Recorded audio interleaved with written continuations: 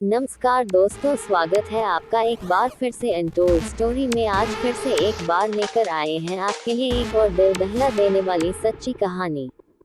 तो चलिए शुरू करते हैं आज की कहानी।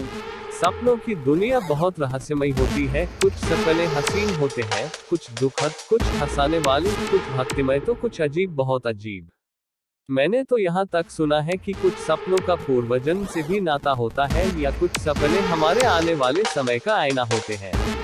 कुछ सपने ऐसे होते हैं जो हमारे जिंदगी और मौत के बीच का फासला तय करते हैं। ऐसे ही एक कहानी मैं आपको सुनाने जा रहा हूँ। मेरा तबादला मेडिकल ऑफिसर के रूप में सबसे बदनाम धनपुर गांव में हुआ। इसे मेरी बदकिस्मती कहिए या खुशनसीबी पता नहीं, क्योंकि बतौर डॉक्टर ये मेरी पहली नौकरी थी। पर जितनों को मैंने धनपुर के बारे में बताया वो सब डर ही जाते थे इस गांव का नाम सुनकर। पर मैं शुरू से अकेले रहने वाला इंसान हूँ। चाचा चाची ने पाला था। भूत प्रेत का नाम मेरे शब्दकोश में था ही नहीं।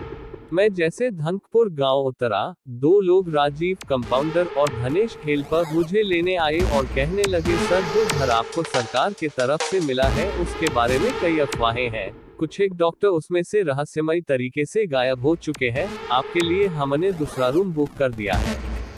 मैंने बोला, जब सरकार ने घर दिया है तो मैं अपने पैसे क्यों खर्च करूं? मुझे सब पता है। एक काफी चर्चित केस था यहाँ का सुभाष के गायब होने का। हाँ सर, पर वो जगह काफी भूतिया है। राजीव के बोलते ही मैंने उसको घूरा। ठीक है सर, आप साथ चलिए, मैं सब साफ करवा देता हूँ। उसमें सुभाष का कुछ सामान भी है, धनेश बोला। मेरे लिए एक ही रूम काफी है, उनके सामान को क्यों छेड़ना? मैंने उसकी बात काटते हुए कहा। सब साफ करने के बाद एक बुजुर्ग सी महिला भी ले आए, वो जिसका नाम था धनवंती। दोनों ने कहा, सर ये सरकार के तरफ से दाएं मिली है, आपको झाड़ू पोछा, खाना बनाना, कपड़े धोना सब कर देगी। काफी सालों से जो डॉक्टर यहाँ आता है यही सबका काम करती है। पर हमारा एक शर्त है बिटवा, जब तक तुम इस घर में रहोगे तब तक ही हम सब काम करेंगे, अकेले नहीं रहेंगे इसमें। धनवंती हाथ जोड़ती हुई बिहारी लहजे में बोली। उसके चेहरे पर डर साफ दिख रहा था। ठीक है अम्मा, मैंने हंसते हुए मन में सोचा कि शायद ये अम्मा डरी हुई है। मैं फ्रेश होकर सुभाष के रूम की तरफ गया। धनवंती अपना काम कर रही थी। वहाँ सुभाष के कुछ कपड़े और डायरी पड़े थे। मैं बोर हो रहा था सो उसकी डायरी लेकर बैठ गया। तभी धनवंती चाय लेकर आई तो मैंने पूछा, अम्मा आपको पता है ये सुभाष के साथ क्या हुआ था? उद्धरण चिन्ह विस्मयादिबोधक चिन्ह। मेरा इतना कहना था कि धनवंती कांपने लगी और रोते हुए बोली, हमको कुछ पता नहीं है बिटवा, हमको इस सब में नहीं घसीटो, हमको कुछ मालूम नहीं है। ठीक है अम्मा जाओ आप, मैंने कहा। फिर मैं चाय की चुस्कियों के साथ डायरी के पन्ने पलटने लगा। वो सुभाष की जीवनी थी। मैं पढ़ने लगा। मैं सुभाष गुप्ता हूँ और ये है मेरी जीवनी। बड़े बड़े मोटे अक्षरों में डायरी के शुरुआत में ही लिखा था। अभी इतना ही पढ़ा तब तक एक काली सी बिल्ली आई, मियाऊ। सच बोलूं तो मैं भी थोड़ा डर गया था। मैंने उठकर बिल्ली को भगाया और दरवाजा बंद कर दिया। उस डायरी के अनुसार पहला दिन था सुभाष का धनपुर गांव में। गांव की खूबसूरती और गांव के लोगों का वर्णन था उसमें। इतना पढ़ते पढ़ते मैं सफर का थका हरा नींद की आगोश में चला गया। तभी अचानक लगा कि मुझे खिड़की से दो जोड़ी आंखें घूर रही हैं। आंखें खुली और मैं दौड़कर बाहर गया। मैं सही था। वो एक लड़की थी, करीब मेरे ही उम्र की, पीले रंग के सलवार कमीज में, खुले काले लंबे बाल। वो काफी डर गई मुझे देखकर। कौन हो तुम और ऐसे चोर जैसे क्यों देख रही थी? मैंने डपकते हुए पूछा। माँ, मैं बसंती हूँ, थोड़ी घबराई हुई वो अपनी बड़ी बड़ी आंखें दिखाते हुए बोली। ऐसे क्यों घूर रही थी, वो भी छुपकर? मैंने पूछा। सर, मैंने सुना है आप गांव में नए डॉक्टर आए हो, क्या आप मेरे पापा का इलाज कर दोगे? बसंती ने पूछा। क्यों नहीं, कल अस्पताल में ले आना अपने पिताजी को, मैंने कहा। ठीक है सर, वो हंसती हुई वहां से चल दी। अगले दिन मैं वो डायरी ले गया और स्कैन करने वाले को दिलवाकर पेन ड्राइव में डालने बोला, ताकि जब मैं चाहूं अपने हिसाब से वो डायरी लैपटॉप या मोबाइल में डाल के पढ़ सकूं, क्योंकि कुछ था उस डायरी में जो मुझे आकर्षित करता था, या शायद वो उसी घर में एक डॉक्टर की जीवनी थी जो गायब हो चुके थे, इसलिए मुझे ज्यादा कौतूहलता थी। लीजिए सर, इसको स्कैन करने में 2 लोगों के प्रिंटर खराब हो गए, बड़ी मुश्किल से तीसरे के यहाँ से करा कर लाया हूँ, धनेश ने कहा। धन्यवाद धनेश, मैंने कृतज्ञता से कहा। उस दिन राजीव छुट्टी पर था, वरना वो ही इन सब कामों में तेज था। क्योंकि धनवंती जैसे वो भी पिछले कई डॉक्टरों के साथ काम कर चुका था, धनेश की बहाली अभी अभी हुई थी। धनेश अस्पताल से निकला ही था कि पीछे से एक औरत तेज कदमों से मेरे तरफ आई। देखने में वो महिला पढ़ी लिखी सभ्य लग रही थी। चूंकि छोटा शहर था तो मैंने रिसेप्शन नहीं रखा था। चेहरे से लग रहा था कई दिनों से सोई नहीं है वो। आंखों के चारों तरफ बड़े बड़े काले गड्ढे थे। एकदम हैरान परेशान सी लग रही थी। मैं कुछ पूछता उससे पहले ही वो बोल पड़ी, सर मैं एक न्यूज रिपोर्टर हूँ, मेरा नाम है आलिशा। मुझे मेरे चैनल से निष्कासित कर दिया गया था, तो मैं चैनल वालों का विश्वास जीतने के लिए कुछ अलग शूट करना चाहती थी कि चैनल को अच्छी टी देकर उनका विश्वास दोबारा जीत सकूं। सो मैं यहाँ के सबसे बदनाम राम सरोवर तालाब के पास गई, उसका रहस्य पता करने। उसने कहा, अरे पर वो तो काफी बदनाम तालाब है, मैंने भी उसके बारे में बहुत कुछ सुना था। यहाँ आने के पहले आपको वहाँ नहीं जाना चाहिए था, मैंने कहा। हाँ सर, यहाँ का मशहूर केसटा सुभाष वाला भी उस तालाब से ही संबंधित था। मैंने सोचा था ये अच्छा मौका है चैनल में अपनी साख जमाने का। ये केस सुलझा के फिर इससे पहले भी मैं अपने चैनल की टीम के साथ भानगढ़ और कुलधरा जा चुकी थी। मैंने जैसे उस तालाब को पार किया, सामने बस एक ही घर था और उसके पीछे शमशान, उसके बाद कुछ आबादी थी। मैं चुपके से उस घर में गई तो एक बड़ी सुंदर सी प्रौढ़ औरत कुछ तंत्र मंत्र कर रही थी। मैं छुपकर देखने लगी। घर के छत पर अनगिनत शैतान उड़ रहे थे, भयानक अट्टहास करते हुए। वो उनसे वहां बोल रही थी कि बस अब कुछ ही दिन बाकी है, मेरे 21 वर्षों की तपस्या का नतीजा आने वाला है, उसके बाद मैं अमर हो जाऊंगी और मेरे पास काली शक्तियों का भरमार होगा। तभी उनमें से एक शैतान बोला, एक ही बारदा सुभाष के जरिए 20 बलियां दी थी तुम लोगों ने, बस एक बलि की वजह से तुम्हारे पिता का अनुष्ठान अधूरा रह गया था। वो अनुष्ठान पूरा होने पर तुम्हारे पिता अमर हो जाते और तुम दोनों तमाम काली शक्तियों के मालिक बन जाते, और हर पूर्णिमा पर तुमको हमें मानव बलि भी ना देना पड़ता अपनी शक्तियों को जीवित रखने के लिए। हा हा हा कहते हुए वे भयानक अट्टहास करने लगे। बस अब इंतजार समाप्त हुआ, तुम लोगों को बलि अवश्य मिलेगी और मैं अपना अधूरा अनुष्ठान भी जरूर पूरा करूंगी, प्रौढ़ औरत ने आंखें चमकाते हुए कहा। मैं अपने फोन से ये सब शूट कर रही थी कि अचानक से मेरे हाथ से मोबाइल गिर गया और उसने देख लिया। मैं काफी डर गई और फोन भी उठा ना पाए। तभी वो औरत मेरी तरफ एकटक से देखने लगी थी और अपनी उंगली दिखाकर अपने पास बुलाने लगी। मैं ना चाहते हुए भी उसके तरफ खींचते चली गई और उसके बाद मुझे कुछ याद नहीं।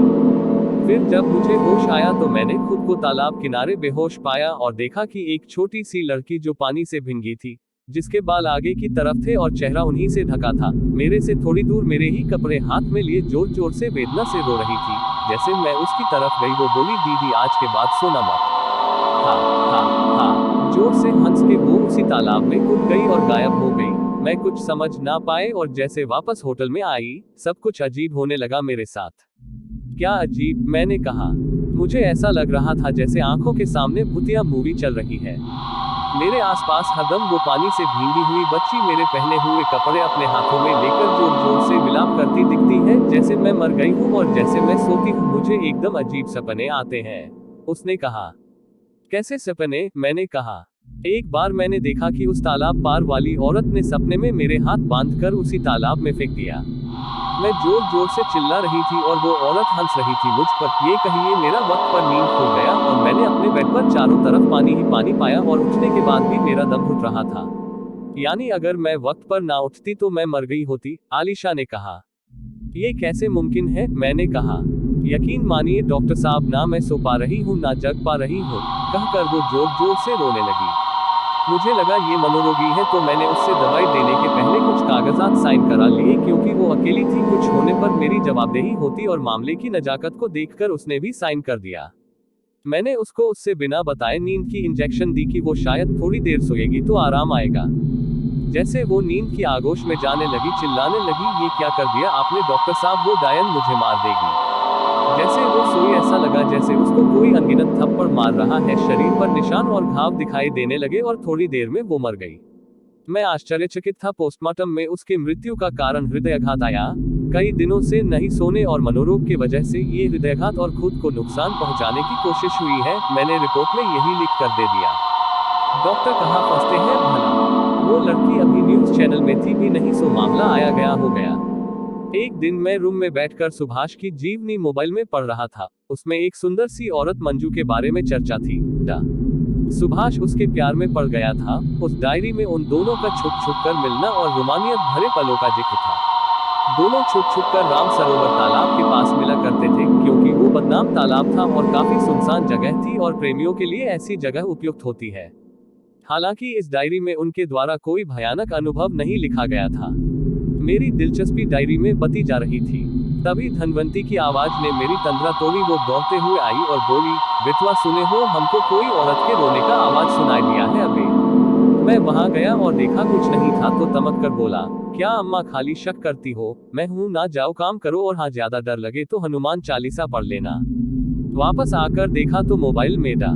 सुभाष की जीवनी खुली हुई थी। उसके अक्षर काले, गहरे और बड़े हो गए थे। मैं थोड़ा हैरान हुआ पर सोचा कि कुछ दब गया होगा मोबाइल में। फिर अचानक याद आया, आज बसंती के पापा को आना था अस्पताल में। फिर मैं सरपट तैयार होकर भागा। बसंती का ये तीसरा बार आना होना था मेरे अस्पताल पर। उसके पापा को मधुमेह की शिकायत थी, कई दफा बेहोश हो चुके थे, इसलिए अब ये लोग तसल्ली से उनका इलाज करा रहे थे। इलाज के दौरान बसंती और मेरी नजदीकियां बढ़ने लगी। मैं जानबूझकर बसंती को कभी दवाई तो कभी रिपोर्ट के बहाने अपने अस्पताल बुलाने लगा। बसंती भी सब समझते हुए खुद को आने से ना रोक पाती। हम दोनों एक दूसरे के प्यार में पड़ चुके थे और खाली टाइम में हम दोनों कहीं कहीं घूमने जाने लगे। बसंती की चुलबुली अदाएं, उसका लड़कपन पता ना क्यों भाता था मुझे। फिर बहुत दिनों बाद अचानक जब थोड़ा बसंती से मेरा ध्यान हटा तो मुझे मेरे मोबाइल में होगा सुभाष की जीवनी याद आई। मैं मन में सब काम निपटाने के बाद इत्मीनान से उसको पढ़ने की सोचने लगा। धनवंती अब मुझसे घुलने लगी थी। वो जब खाना लेकर आई तो बोली, तुमको पता है बेटवा, यहाँ शुरू से बच्चे बहुत गायब होते हैं। पिछले कई डॉक्टर तो पैसा लेकर कन्या भ्रूण हत्या भी करते थे, तुम तो नहीं करते हो ये सब। उद्धरण चिन्ह, इसमें आदिबोधक चिन्ह। नहीं अम्मा, ये सब पाप है, मैं नहीं करता। और मेरे आगे पीछे है कौन जिसके लिए मैं गलत तरीके से पैसा लेकर जमा करूं? जितना कमाता हूं काफी है मेरे लिए, मैंने कहा। धनवंती मेरे जवाब से संतुष्ट दिखी। तभी मैंने उससे कहा, अम्मा आजकल रोज रात में कई दिनों से कभी छोटे बच्चियों को कभी कोई औरत की सिसकियां सुनाई देती हैं और जैसे बाहर जाता हूँ कुछ नहीं दिखता। बेटा, ऐसे आवाज पूरे शहर में सुभाष बाबू के वक्त से आम बात है। लोग बोलते हैं यहाँ रात में सुंदर चुड़ैलें और बच्चों के आत्मा घूमते हैं। तभी तो रात में 12 बजे के बाद कुछ भी हो जाए कोई अपना किवाड़ नहीं खोलता है। यहाँ तक कि पुलिस भी पहरा देने से कतराते हैं। हम सोचते थे कि तुमको ये सब बता दे, पर तुम भूत प्रेत नहीं मानते थे और इस भूतिया घर में रहने भी आ गए तो कुछ नहीं बताया। सुभाष भी ऐसे ही किसी चुड़ैल के चंगुल में फंस गए थे, सब बोलते हैं। और बिठवा किसी को बताना मत, उनका नाम तो बच्चों के मानव अंग तस्करी से भी जोड़ा जाता है। अच्छा बेटा, अब चलते हैं, अपना ध्यान रखना, कहते हुए धनवंती चली गई। मैं इन सब बातों से अनजान था, क्योंकि मेरा सरकारी घर शहर से थोड़ा हटकर एकांत में था। उसके जाने के बाद मैं मोबाइल में सुभाष की जीवनी और उत्सुकता से आगे पढ़ने लगा। उस जीवनी में लिखा था, मंजू आम लड़कियों से अलग थी, उसके शौक भी अलग से ही थे। आखिर मंजू मिली भी थी सुभाष को उसी तालाब के किनारे, उसी तालाब में मछली मारना, जो सब मना करे वही करना। एक बार तो सुभाष ने रात में मंजू से शर्त लगाई कि वो अकेले तालाब के पास से घुमाए, तो वो इतनी निडर थी कि घूम के भी आ गई। सुभाष बार बार मंजू से जिद करता रहता कि वो अपने पापा से मिलाए, पर वो टालते रहती। पर सुभाष मंजू के प्यार में पूरा पागल हो चुका था, और हो भी क्यों ना, दोनों को 7-6 साल हो चुके थे। दोनों ने गुपचुप शादी भी कर ली थी, पर वो थी कि छोटे से काम के लिए हक मान रही थी। इतना बड़ा ही था कि अचानक मेरा फोन बंद हो गया, जबकि बैटरी फुल चार्ज था। मैंने सोचा बैटरी की प्रॉब्लम होगी शायद, और फोन चार्ज पर लगाकर मैं सो गया। आधे नींद में था, तभी अचानक भयानक चित्कार हुई और बाहर किसी औरत के जोर जोर से रोने की आवाज आई। मैं बाहर जाके देखा तो कोई नहीं था। मेरे कदम अनायास ही तालाब की तरफ मुड़ गए। मैं खुद के बस में ही नहीं था, बस मंत्रमुग्ध सा चला जा रहा था। तभी अचानक बसंती ने मुझे रोका। आप कहाँ जा रहे हो? अरे कुछ नहीं, मैं ऐसे ही। तुम इतनी रात गए यहाँ क्या कर रही हो? मैं उल्टा बसंती से ही पूछ बैठा। अरे मेरे पापा की शुगर बढ़ गई है और उनकी दवाई नहीं थी, तो मैं बगल के शहर से वो दवाई अपने चाचा के साथ लेकर लौट रही थी। चाचा को कुछ काम था, सो उधर ही रुक गए और मैं घर जा रही हूँ। वो काफी परेशान भी दिख रही थी। बसंती की बातों में हरदम उसके चाचा का जिक्र रहता था, हालांकि मैं मिला नहीं था कभी उनसे। मैं भी बस टहल ही रहा था। मैंने बसंती से झूठ बोल दिया। अरे पर इस भयानक तालाब के पास क्यों घूमना है? आप रुको, मैं आपको कल घुमाने ले चलूंगी, वो हंसते हुए बोली। मैं अपने घर वापस आ गया, वो भी चली गई, पर इस घटना के बाद मैं थोड़ा परेशान रहने लगा। अगले दिन मैं और बसंती मोटरसाइकिल पर बगल वाली पहाड़ी घूमने निकले। रास्ते में एक भयानक पड़ता जंगल था। बसंती और मैं बातें कर रहे थे। मैंने कहा कि बसंती, कुछ दिन बाद हम दोनों शादी कर लेंगे। बसंती ने कहा, अभी नहीं, मुझे थोड़ा वक्त चाहिए। इतना सुनना था कि अचानक से मेरा मन अपनी कहानी सुभाष, मंजू से जोड़ने लगा, पर बसंती ने तो मुझे अपने पापा से मिलाया है। ऐसे भी जब प्यार होता है, लोग अपने तर्कों का खुद समाधान निकाल लेते हैं। मैंने भी अपने मन में उठे सारे सवालों को खुद ही शांत कर लिया। तभी अचानक से आवाज आई, धड़ाम। मैंने पीछे मुड़कर देखा तो बसंती मोटरसाइकिल से गिर चुकी थी और कुछ अनजान काली आकृतियां उसको उठाकर ले जा रही थी। मैं बाइक से उनका पीछा करने लगा, पर वो काफी तेज गति से चल रही थी, तो मैं बस इतना देख पाया कि वो तालाब की तरफ बसंती को ले गए थे। उस पार अकेले जाना मतलब मौत को न्योता देना। मैंने फटाफट अपना फोन निकाला और एक अच्छे जगह पर जाकर सुभाष की जीवनी पढ़ने लगा कि शायद इसमें इसका कोई हल हो। उसमें लिखा था कि मंजू ने सुभाष से शादी की एक शर्त रखी थी कि वो उसको 21 नवजात शिशु भेंट करेगा बिना सवाल किए, जिसका कारण उसने बताया कि वो अपने पापा को उसी के लिए मनाने के लिए अनुष्ठान कर रही है, जिसमें अंतिम दिन वो उसको भी पिता से मिलाने ले जाएगी। सुभाष मंजू के प्यार में सही गलत का भेद न समझ पाया। वो जैसा बोली वो करता गया, पर अंत में उसका जमीन उसको कचोटने लगा। उसने मंजू को 20वां नवजात शिशु भेंट देने से मना कर दिया। अब मंजू ने सुभाष को फुसलाने के लिए बताया कि उसके पेट में सुभाष का दूसरा बच्चा पल रहा है। मंजू के पापा एक तांत्रिक थे। वो चाहती थी कि पापा को वो अनुष्ठान पूरा करा के उनको खुश करेगी और अंत में दोनों की शादी की बात करेगी। सुभाष को पल में मंजू का बात बदलना अटपटा लगा। वो इस बार मंजू की बातों में ना आया। डायरी के अनुसार सुभाष मंजू के पापा से उसको बिना बताए मिलने जाता है और छुपकर देखता है कि उनके एक बच्ची, जिसको मंजू मरा हुआ बताई थी और चुपके से नस से पैदा करा ली थी, वो भी सुभाष के आंखों के सामने 20वीं नरबली की आहुति चढ़ गई। सुभाष खून का घुट पीकर रह गया, क्योंकि उस वक्त विरोध का मतलब था उसका और मंजू के गर्भ में पल रहे उसके बच्चे का मौत। सुभाष को समझ आ जाता है कि वो बाप और बेटी के साजिश का एक हिस्सा था। अब सुभाष का सिर्फ एक उद्देश्य था, किसी तरह मंजू को फुसला कर उसके गर्भ से अपने बच्चे को बचाना। उसके लिए सुभाष ने मंजू को 1 महीने तक फुसलाया और बच्चा खुद पैदा किया, पर मंजू को बताया वो मृत था और उस बच्चे को राजीव कंपाउंडर के हाथों उसके चाचा चाची के यहाँ भेज दिया। फिर मंजू के पापा ने अगले पूर्णिमा तक अंतिम बलि ना मिलने और अनुष्ठान पूरा न कराने के खुन्नस में सुभाष को मार दिया। डायरी में उसके आगे के पन्ने खाली थे। कहीं ये बसंती भी तो उसी तांत्रिक की कोई बेटी तो नहीं, कहीं मेरा भी हश्र सुभाष जैसा तो ना हो जाएगा। ये सब सोचकर मैं तालाब पार नहीं गया बसंती को बचाने, पर बसंती की याद मुझे हर पल आती थी। पर मैं कुछ कर भी तो नहीं सकता था। अचानक एक दिन मैं अस्पताल से घर आया तो देखा बसंती सुभाष की डायरी के पन्ने उलट रही थी।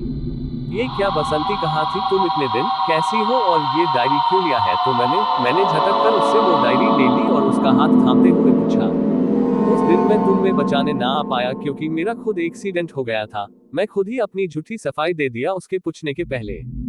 बसंती ने ज्यादा कुछ कहा नहीं, बस बोली, ठीक किए तुम नहीं आए, वो जगह काफी खतरनाक है और वो बोली आकर उसको सब समझाएगी। मैं बसंती के ऐसे जवाब से हैरान था, क्योंकि मुझे उससे गिले शिकवे की उम्मीद थी। बसंती हड़बड़ी में थी, उसके पास वक्त कम था, सो फटाफट उसने अपने कुछ सामान लिए और गांव वालों के साथ तालाब के पार चल पड़ी बिना मुझे कुछ बताए। उधर जाकर वो घर के अंदर देखती है तो हैरान तो नहीं रह जाती है, क्योंकि वो सब डायरी में पढ़ चुकी थी। सामने एक प्रौढ़ औरत के गोद में मैं सोया हुआ था और वो अपना हाथ मेरे सर पर फेर रही थी। मैंने शिकायती लहजे में कहा, माँ 21 साल तुमसे अलग रहा, तुमको मेरी याद ना आई? बेटा, तुझे बचाने के चक्कर में ही तो मुझे सुभाष को ठिकाने लगाना पड़ा, प्रौढ़ औरत ने मुझे कहा। झूठ झूठ बोल रही है, ये सच मैं जानता हूँ। अचानक से राजेश, जो बसंती के साथ आया था, बोल पड़ा, ये औरत तो तुम्हारी बलि भी दिलवा देती अपने पिता के अनुष्ठान को पूरा करने के लिए। वो तो भला हो सुभाष बाबू का कि जब तुम इसके पेट में थे तो तुमको निकाल कर मुझे दे दिया कि मैं तुमको चाचा चाची के यहाँ दे आऊं, वरना ये तुम्हें भी कब का झोंक देती अपने बाप के पागलपन में, क्योंकि वो बच्ची जो सब मरने वालों का कपड़ा लेकर रोती है वो तुम्हारी बहन ही थी। हाँ, वो मेरे षड्यंत्र का हिस्सा था, पागल आदमी। मुझे इस बच्चे को 21 वर्षों तक मानव में रखकर डॉक्टर बनाना था, ताकि आगे मेरे बलि की राह आसान रहे। पति धोखा दे सकता है पर अपना खून नहीं। मेरे लड़की की बलि मैंने इसलिए दी क्योंकि मुझे लड़कियों से नफरत है और सुभाष ने मुझे बता दिया था कि इस बार मेरे गर्भ की संतान लड़का है। अगर मैं लड़का होती तो मुझे किसी सुभाष को फंसाने की जरूरत ना पड़ती। जो अनुष्ठान बलि ना मिलने से पापा ना पूरा कर पाए, हम दोनों माँ बेटे करेंगे। तुम लोगों को लगा मैं इससे दूर थी, पर मैं हरदम इससे मिलती थी, मंजू ने मेरी ओर देखकर कहा, और हम दोनों हंस पड़े। फिर वही मौत का तांडव शुरू करवाना चाहते हो दोनों, जो सुभाष जी ने शुरू किया था। उस दिन चुपके से मैंने डायरी के पेज का फोटो मोबाइल में ले लिया था, और तुम समझे कि डायरी तो तुम्हारे हाथ में है ही। इस औरत ने मेरे भी सपने में आकर मुझे तंग करना चालू कर दिया है, पर मैंने सुभाष जी के डायरी और राजेश से ये जान लिया है कि इन दोनों पर कैसे जीत हासिल करनी है। अभी पूर्णिमा में वक्त है, उसी दिन बलि देनी होती है तुम लोगों को, इन भयानक आत्माओं को। तुम्हारा बेटा मदद करेगा इसमें, बसंती चिल्लाती। तो अब समझ आया, इसी ने चाल से उस न्यूज रिपोर्टर आलिशा को ठिकाने लगाया जब वो इस औरत की सच्चाई जान गई थी। अब यही सही वक्त है इन दोनों को खत्म करने का, राजीव बोला। उसके चेहरे पर शुद्धता के भाव थे। बसंती और उसके चाचा ने फटाक से उसको और मुझे एक खंभे से बांध दिया। बाहर गांव वाले भी खड़े थे, सो हम ज्यादा कुछ ना कर सके। तभी बसंती कहने लगी कि तुम दोनों मेरा कुछ नहीं बिगाड़ सकते। बहुत तंग कर लिया मुझे सपने में तूने मंजू, और सुनो डॉक्टर, मैं तुम्हारे बच्चे को जन्म नहीं दूंगी और ये मौत का सिलसिला यही रोकूंगी और शहर को तुम जैसे नरभक्षियों के चंगुल से निकालूंगी। अपने सपने में जाकर ही दोनों को मारूंगी, क्योंकि वहाँ मैं जो चाहूंगी वही होगा और तुम्हारी आत्मा वही उसी दुनिया में कैद हो जाएगी हरदम के लिए। बसंती ने ढेरों अलार्म 10 मिनट के सेट किए कि अगर हम दोनों उसको कुछ करें तो वो फटाक से सपनों से हकीकत की दुनिया में आ सके, और फिर वो नींद की गोली लेकर सो गई। मैं और मेरी माँ शैतानी शक्तियों का आवाहन करने लगे कि वो हमारी मदद करें। वो आए और बोले, हम लोग शक्तिहीन हैं बलि ना मिलने के कारण, इसलिए बस थोड़ी ही क्षमता दे सकते हैं बसंती के सपने में घुसकर लड़ने को, क्योंकि सब कुछ हुआ भी अचानक था। नींद में बसंती ने बंधी हुई मेरी माँ और मेरे ऊपर पेट्रोल छिड़का। हम दोनों ज्यादा विरोध न कर पाए क्योंकि शक्तिहीन थे। फिर उसने आग लगा दिया। मेरी माँ और मैं धू धू कर जलने लगे। आखिरकार बुराई का अंत हो गया। बाद में तालाब की सफाई से कितने मानव कंकाल निकले, सबका अंतिम संस्कार किया गया। अचानक माँ की आवाज आई, उठ बे नालायक, इतवार है तो क्या उठेगा ही नहीं। मैं आंखें मलते हुए अपनी ख्वाबों की रहस्यमयी दुनिया से वापस आ चुका था। मुझे विश्वास नहीं हो रहा था मेरे भूतिया फिल्म देखने और स्टोरी मिरर पर कहानी लिखने का ऐसा नशा होगा कि मैं सपने में भी कहानियां बना पाऊंगा।